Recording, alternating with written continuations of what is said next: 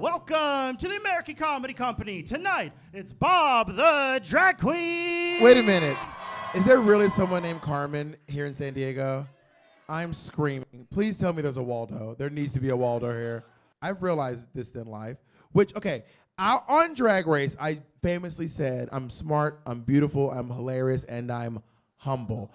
I feel like, to me, that was obviously a joke. There is nothing humble about me. I think I'm better than everyone in this room. I really do. And I realize I'm a gay. I am. Are there any other gay in the room? And I honestly don't think that gay guys should have to be nice. I really don't. We've been through enough in our lives. There's no reason for us to be nice ever. And honestly, I will be nice to ladies. I'll be nice to not kids, but babies. I'll be nice to babies. Once you start forming words, you're a little shit and I've had it with you. I will never be nice to a straight man any day of the week. I don't have it in me. They don't need it. They don't need the charity. One of my rules is this: if you were the president, you could make one executive order, what would it be?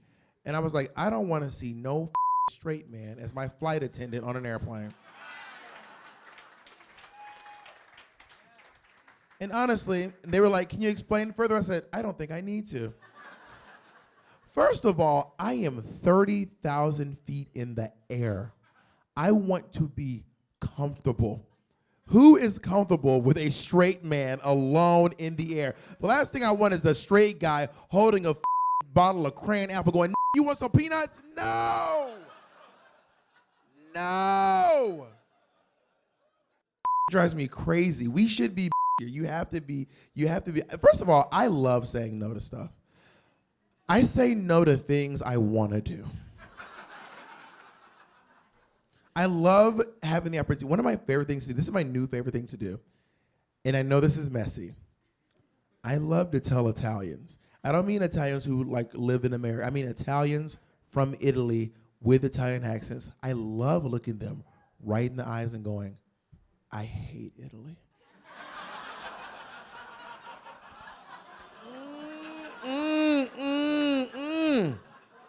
Because they used to everyone be like, I love Italy. I'm like, I hate it. Now let's go, why? And I just look at them and I go, you know why. And they go, you're right. I hate that place. I want to know if you have any questions about this. Oh, whoa, that was quick. It was honestly a little. What's your question about this? Okay, so on Drag Race. You had these feuds, Derek Barry, Thor and G-Thor. Yeah. Later you talk about, I don't actually hate them at all. I love them. Who do you hate? Okay. Okay, first of all, I argue with all of my friends. Ferociously, viciously. I go for the jugular every single time. I don't know if any of you have ever listened to my podcast.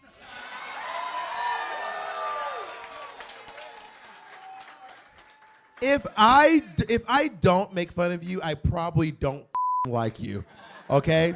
And the arguments on Drag Race, people think there's like a producer hiding under a table being like, get her, get her.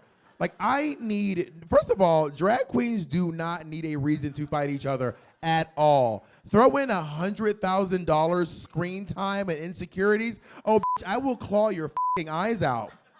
I go fully insane. And also, every argument you've ever seen on TV, I'm telling you, it was longer, it was meaner, it was more awkward, it was more uncomfortable than you can even imagine. When I was getting, spoiler alert, when I was getting banished on the Traitors, I went full scorched earth. I'm telling you. Anyone who would even look in my direction and breathe, I was ready to jump down their throats. So at one point, you saw the main ones. The main ones were Boston Rob being like, Boston Rob goes, you're just saying, I know. He's like, I was give you a traitor. And I was having a really hard day, and I said, listen, Boston Rob. I said to everyone, I felt like Oshi Ren and Kill Bill. If anyone else has anything to say, now's the time. So I'm sitting there fighting for my life, right? And then he goes, I said, you are only coming for me now because you know I had a hard day. I am a wounded dog right now. And we all know when the big dog sits down, the little tries to stand up. Honestly, a banger. That was a bar, okay? And then poor Dylan Efron goes, I grew up with an actor. To which I immediately respond, honestly, a bar. And Dolores was like, yeah, brother's a good actor. I was like, did you watch Baywatch?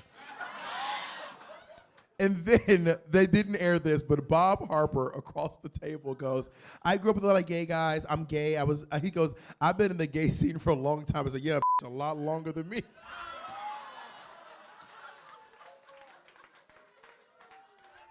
I'm telling you, if Alan Cumming would have said something, I would have roasted his Scottish ass too.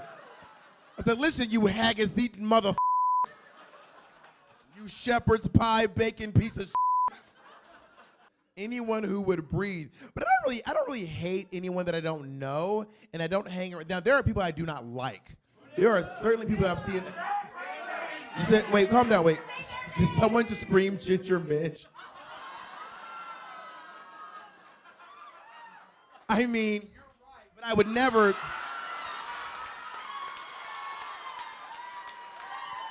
Okay, so me and Ginger Minj's feud started because I was on the pit stop with Trixie Mattel.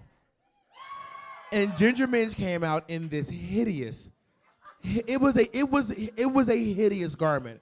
And she later went online and said it was supposed to be hideous. I'm like, okay, you got what you fucking wanted. You nailed it, because it was disgusting. But I looked at Trixie and I said, if this season doesn't win an Emmy, it's because of this outfit. Now then, Ginger Minj went and told everyone, Bob said, if this season doesn't win an Emmy, it's because of me. I'm like, that is not what I said, but not that I don't, because I do have a lot of hatred. I have a big hatred. I love to fight people on the internet. Oh my God, I love to fight strangers. Y'all, I like fighting. This is my toxic trait. I like to argue. I like to fight. I love uncomfortable situations. I thrive when someone else is feeling uncomfortable. And I know how toxic that sounds. And I know how toxic it is. I don't even know Dorinda. I don't hate Dorinda. There was this woman online recently, and she had this video. She thought she ate down. She was like, why is it that drag queens are always reading to kids and not the elderly and the homeless? And I was like, homeless people can read.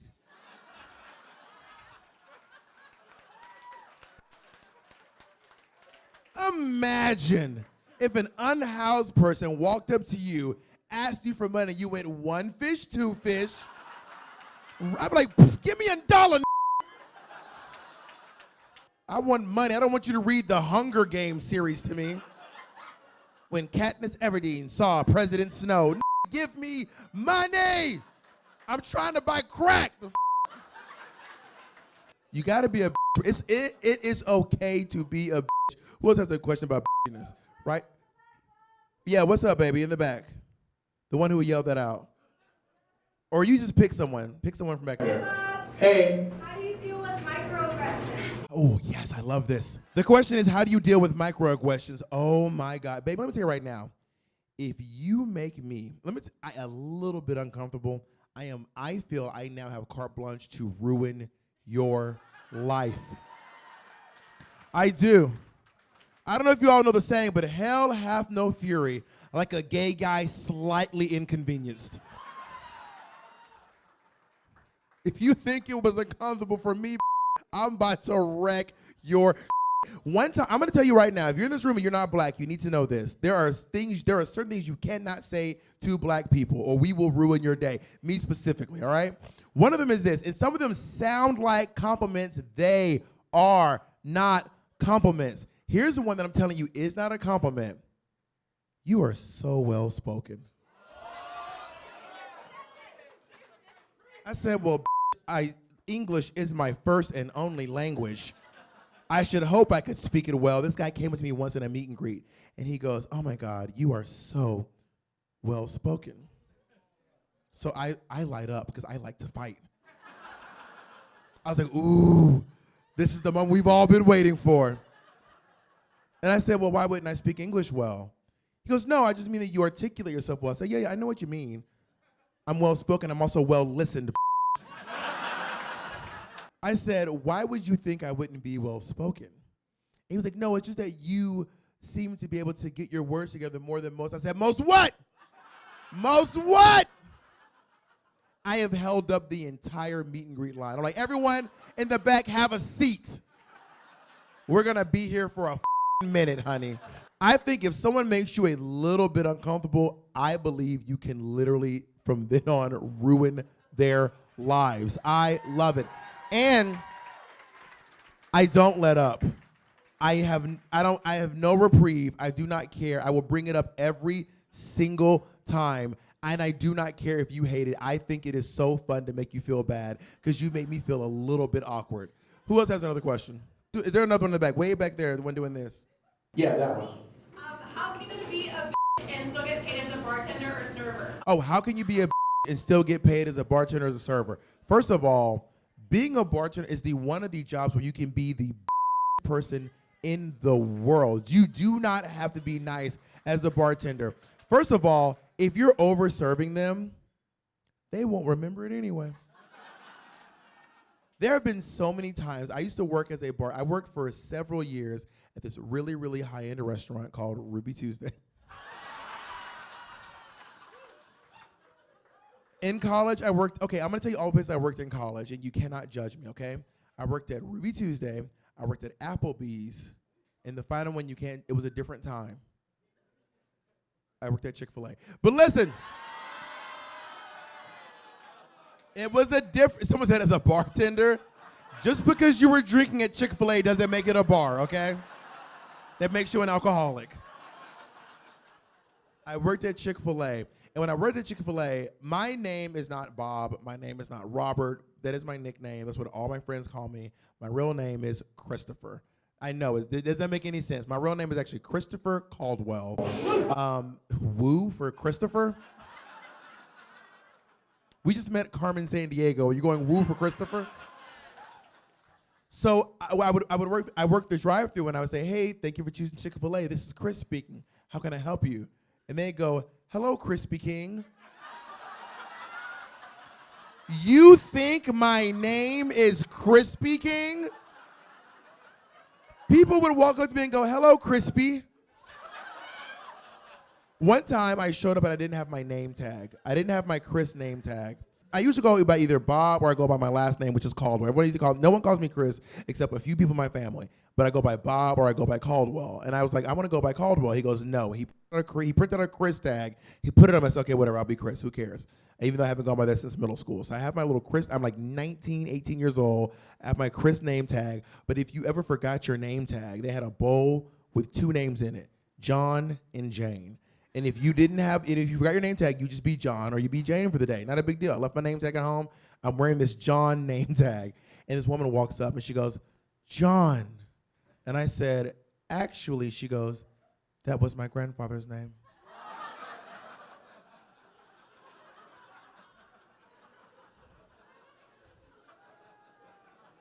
I say, yep, and that's mine too.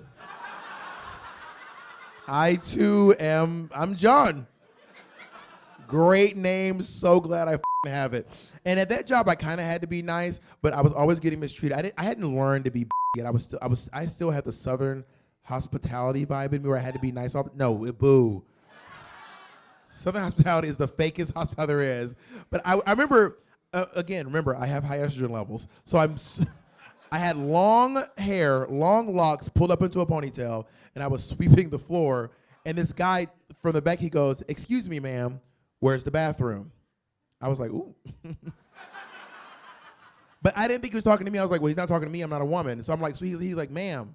And I turned around, look him in the face, and he goes, ma'am, where's the bathroom?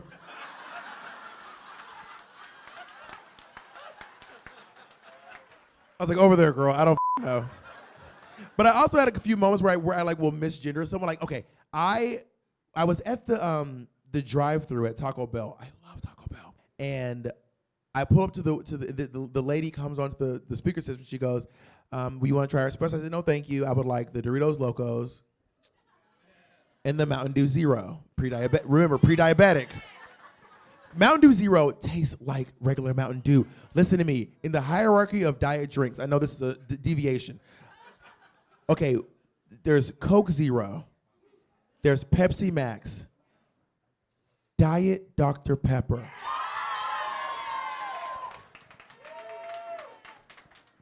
Diet Mountain Dew.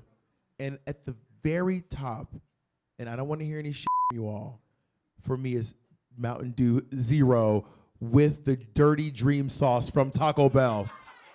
Now, there is a subsect of sugar-free sodas. This is like, oh, I like these sodas. I'm probably drinking them from health reasons. Over here, you have a cult. This is called Diet Coke. Diet Coke people have lost the plot. They will drink Diet Coke anywhere. You will be at the nicest restaurant in town. They'll be like, "I'll have a medium rare T-bone steak, of course, with a side of foie gras, and of course a bit of a confit, mango confit." And to drink Diet Coke, they literally, they become trailer trash in that one moment. And I know there's someone drinking Diet Coke right now, like, "Don't come for my Diet Coke." All right, can I get one more before I go? One more. Right here, baby, right here. Yeah, you. How do you encourage your nice friends to be meaner? Oh, how do you encourage your nice friends to be meaner? Okay, listen, baby, they don't have it in them.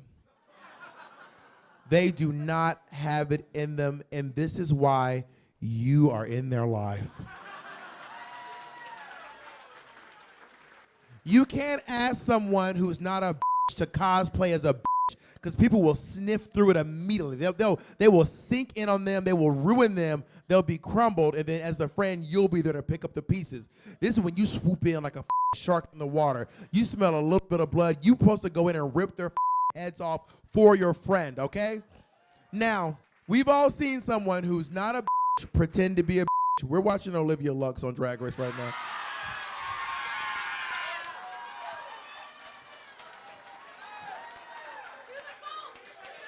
When she was up there being like, I'm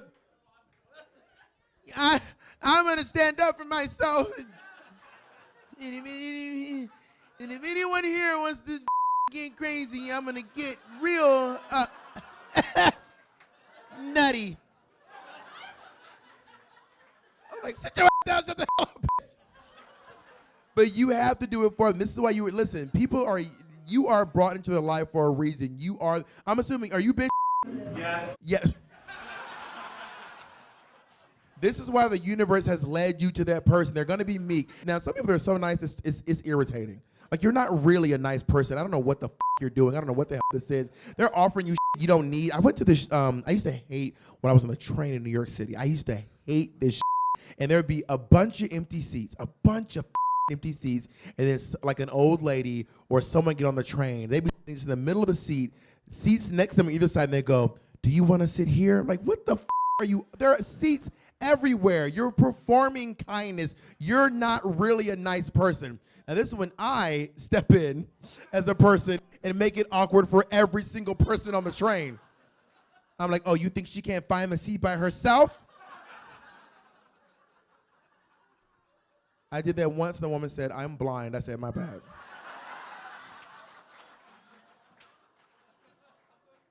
Sometimes you gotta take the L. Sometimes you just gotta take the fucking L.